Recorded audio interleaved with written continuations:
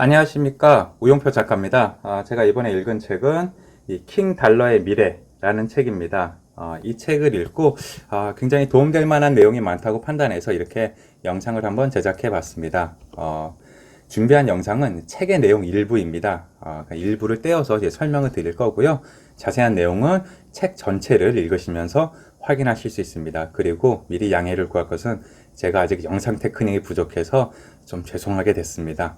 그리고 책에 대한 홍보를 해드리자면은 예스24 기준으로 정가는 2만원, 판매가는 18,000원입니다. 이 영상을 보시고 이 책을 구매하신다 해도 저에겐 개인적인 이익이 생기는 게 하나도 없습니다. 이 점을 미리 감안해 주시면 좋겠습니다. 자, 이제 책에서 다루는 내용을 몇 가지 한번 짚어보도록 하겠습니다. 첫 번째 내용은 달러의 가치가 치솟은 이유입니다. 그러니까 이 저자는 기준금리 인상, 그리고 양적 긴축, 이 두 가지가 이 달러의 가치가 치솟은 이유, 그러니까 달러의 가치가 높다라고 하는 건 최근에 뉴스에 나오는 뭐 원달러 환율이 어떻게 됐다, 뭐 다른 통화에 비해서 달러 인덱스가 어떻게 됐다라고 하는 내용들 있잖아요. 그래서 그거에 대한 원인을 이렇게 크게 두 가지 이유를 이제 제시하고 있습니다. 책에서 이야기하고 있는 워딩을 그대로 옮겨오자면 이렇습니다. 30페이지에 있습니다. 이처럼 미국 연준의 기준금리 인상과 양적 긴축 정책은 통화의 공급량을 줄여서 달러 가치를 높이는 방향으로 작용한다. 여기서 약간의 부가적인 설명을 드리자면은 수요와 공급의 법칙을 잘 알고 계실 겁니다. 이 공급이 있고 수요가 있을 때 이 공급이 부족하다.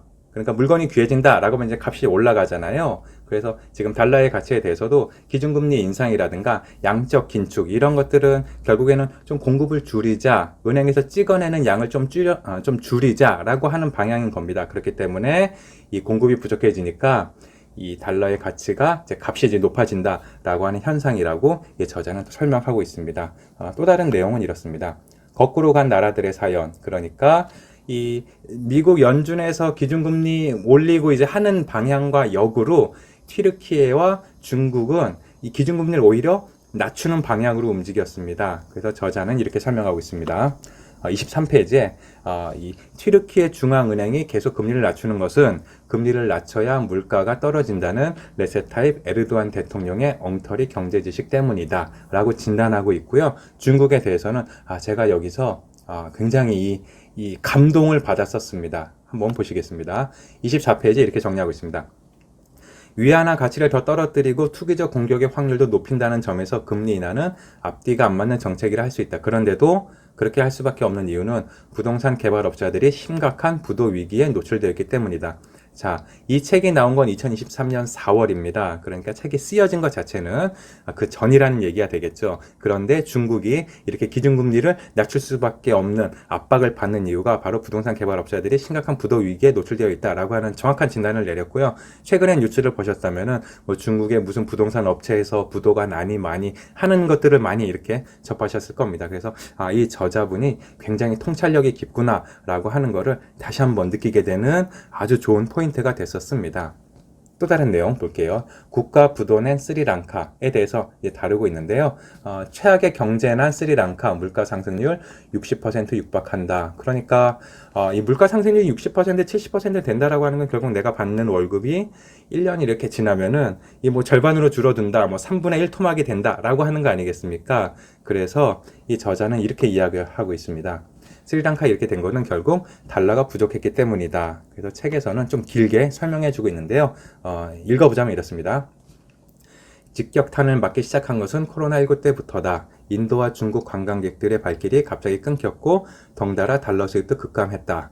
통화당국은 경제 위기를 해결하겠다면서 돈을 풀기 시작했다. 어리석게도 중앙은행 총재가 소위 현대통화이론 신봉자였다고 한다. 돈을 마구 풀어내더라도 나라가 망하지 않는다는 터무니없는 이론인데 스리랑카는 더 이상 달러 표시 채권을 발행할 수 없는 지경으로 몰렸다. 자, 여기서 현대통화이론이라고 하는 이 단어가 이렇게 익숙하신 분들이 계실 겁니다. 이거는 여기서 저자가 너무나도 간략하고 너무나도 핵심적인 내용을 딱 그러니까 이거 두 줄만에 정리를 했더라고요. 그러니까 현대통화이론이라는 거는 결국에는 핵심은 이렇습니다. 돈을 마구 풀어내더라도 나라가 망하지 않는다. 라고 하는 겁니다. 아마 좀 정치에 관심을 가지셨던 분들은 2022년 대통령 선거 때 이 진보 계열 대통령 후보와 보수 계열 대통령 후보가 각각 이 현대 통화 이론에 대해서 상반된 입장을 가졌다라고 하는 것을 잘 알고 계실 겁니다. 그래서 이 저자가 굉장히 간략하게 설명을 잘해줬다라고 또 이제 감탄을 했었습니다. 자, 책이 또 다루고 있는 내용은 달러라는 미국의 통화가 떠돌이 돈 신세에서 기축 통화까지 올라간 어떤 그 과정을 잘 설명해주고 있습니다. 가장 첫 번째 나오는 게 1914년 제1차 세계대전입니다. 제1차 세계대전은 잘 아시는 바와 같이 유럽에서 정말 대부분의 국가들이 다 이렇게 팀을 이뤄서 어딘가에 소속돼서 이렇게 전쟁을 했던 거 아니겠습니까? 그래서 전쟁을 수행하려면 무기도 많이 이제 만들어내야 되고 굉장히 이제 돈이 많이 들어갑니다. 그래서 각국은 이 돈을 막 이제 정말 많이 이렇게 발행을 해서 그 전쟁 비용을 이제 충당을 하는데요. 그렇기 때문에 돈이 많아지니까 화폐 가치가 떨어지게 되고, 그렇다면은 이 나라들이 서로 불안한 거죠. 자, 그럼 어느 나라 돈을 기준으로 우리 통화의 가치를 정할 것이냐라고 했을 때, 이때 1차 세계대전에서 미국이 이제 지리적으로 멀리 떨어져 있으니까 그렇다면 전쟁에는 이제 관여를 하지 않았었습니다. 그렇기 때문에 이 유럽 국가들이 좋아, 뭐 예를 들어서 뭐 독일이나 프랑스 돈은 너희들 화폐 가치가 떨어져서 못 믿겠지만 스위스 돈이랑 저기 이제 미국 돈은 우리가 믿고 이제 거래하자. 근데 스위스는 사실 규모가 좀 크지 않으니까 그다음에 미국 돈을 기준으로 하자라고 하는 게 시작이었습니다. 그래서 제1차 세계 대전이 미국 달러화가 세계 기축 통화가 될 수 있는 어떤 그 첫 번째 계단을 이렇게 초석을 마련했다라고 볼 수가 있겠고요. 그래서 책에선 또 이렇게 설명해 주고 있습니다. 당시 선진국들은 대부분 금 본위제를 운영 중이었다. 지폐를 가져오면 일정량의 금과 교환을 보장해줬다. 금 태환이라고 부르는 이 장치가 당시 금 본위제의 핵심이었다. 제1차 세계대전이 터지자 참전국 정부는 금 태환을 중단하고 지폐를 마구 찍어 전비를 조달했다. 1931년 영국마저 결국 금 본위제를 포기했다. 이 무렵부터 금 태환이 가능한 미국 달러가 세계 최강의 화폐로 떠오르게 되었다. 약간의 그 배경 지식을 좀 추가해 드리자면 이렇습니다. 전쟁이 났을 때 각 나라는 우리나라가 언제 점령당할지 모른다라고 하는 막연한 두려움이 있었습니다. 그래서 보관하고 있던 금을 몰래 미국으로 다 이제 보냈었습니다. 그래서 이 미국이란 나라에 금이 이만큼 쌓이게 되니까 적어도 미국 돈은 이 금과 연결시켜서 이제 가치를 산정했을 때, 그러니까 정확히는 뭐 1온스에 35달러 뭐 이렇게 이제 비율을 정했었습니다. 그러니까 이 금이 풍부하니까 적어도 금이랑 화폐랑 바꾸는데 큰 어떤 어려움은 없을 거다라고 그렇게 이제 기대를 받았었기 때문에 이 달러가 그 세계에서 통용되는 화폐로 점차 자리매김을 할 수가 있었습니다. 그리고 또 다른 계기가 있습니다. 바로 1941년에 그 제2차 세계대전인데요. 여기서도 저자는 이렇게 설명해주고 있습니다. 82페이지부터입니다. 브레턴 우즈 체제는 1971년 미국의 일방적 금태환 중지로 끝을 맺는다. 달러의 금태환에 바탕을 두어둔 이 국제통화 체제는 처음부터 구조적 모순을 안고 출발했기 때문이다.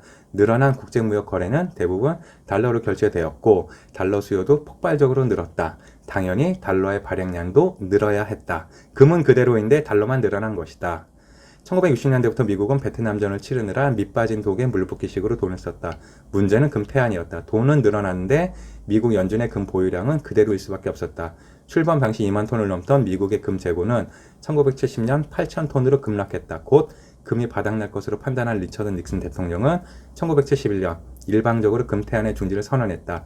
브레턴 우즈 체제는 그렇게 끝이 났다. 자, 여기서 좀 배경 설명을 조금 더 드리자면 브레턴 우즈 체제라고 하는 거는 이 전 세계 나라들이 그렇다면 우리의 화폐 가치를 달러와 연동시켜서, 그러니까 달러는 결국 이제 금과 이게 연결되는 거잖아요. 그러니까 자기네들의 어떤 화폐 가치를 이제 금과 연결시키는 체제가 이제 브레턴 우즈 체제였는데요. 이게 금이 무한정 쌓여 있을 줄 알았던 미국이 이 1960년대에 이 베트남 전쟁 이제 하게 되면서 이제 미국조차도 이제 전쟁 때문에 돈을 많이 찍어내게 되는 겁니다. 그러니까 과연 미국이 저렇게 돈을 많이 찍어내는데 금을 저렇게 바꿔줄 수 있을까? 분명히 이 지구에 있는 금의 그 수량은 한정돼 있고 미국이 아무리 땅덩이가 넓다 해도 금을 다 캐낼 수는 없을 텐데라는 불안감이 유럽 국가들로부터 시작이 되는 겁니다. 그래서 뭐 프랑스는 미안해, 저 금 좀 다시 돌려줘, 이런 식으로, 그러니까 이 뱅크런이라고 하잖아요. 은행에서 그 예금을 빼가듯이 유럽의 각 나라들이 미국으로부터 이제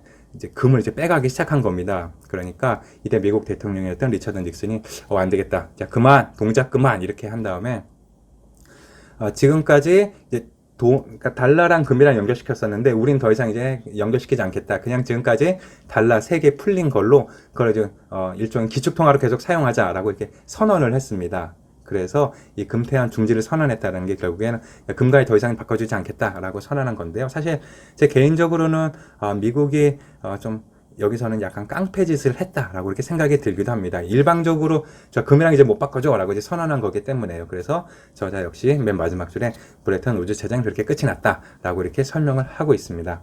자, 이제 이 달러에 대한 역사 아주 간략하게 또 책에서는 설명을 해주고 있는데요. 이 간략하지만 굉장히 이 핵심만 콕콕 집어서 얘기해 주기 때문에 이것도 한번 책을 읽어보시면 굉장히 도움이 될 거라고 생각합니다. 자, 이제 달러 그리고 미국 연방준비은행에 대해서 좀 이야기를 해주고 있는데 한번 보도록 하겠습니다. 책에 다루고 있는 내용은 연준의 지상과제, 인플레 2%, 실업률 4에서 5%. 그러니까 연준의 목표가 결국에는 물가 안정과 완전 고용 이 두 가지를 동시에 추진하고 있습니다. 그런데 이 경제학을 조금 깊게 공부하신 분이라면은 이 두 개가 굉장히 상충된다라고 하는 거를 이미 눈치채셨을 겁니다. 물가가 안정된다라고 하는 거는 인플레이션이 발생하지 않는 상태를 가리키는 거. 고용이 완전 고용이 된다라고 하는 거는 사람들이 돈이 많아져서 인플레이션을 발생시키는 거. 그러니까 인플레이션을 발생시키지 않으면서 인플레이션을 발생시켜야 되는 아주 그 상반된 목표를 연방준비은행, 미국은행이 가지고 있다라고 하는 내용인 겁니다. 그래서 설명을 드리자면은 자, 116페이지에 기준금리를 높여 돈줄을 조이면 물가 상승률을 낮출 수 있지만 경기가 안 좋아져서 실업이 증가한다. 반대로 기준금리를 낮춰 돈을 많이 풀면 고용은 좋아지지만 물가가 오르기 쉽다. 기준금리를 낮출지 높일지 판단하기가 쉽지 않은 이유다. 이렇게 설명하고 있습니다. 그러니까 이 두 가지의 목표가 상반되는데 이걸 어떻게 잘 조절하느냐라고 하는 게 미국 연방준비은행의 가장 큰 고민이다 라고 하는 내용을 설명해 주는 겁니다. 정말 귀에 쏙쏙 들어왔거든요. 거기 더 이어서 이런 내용도 추가가 됩니다.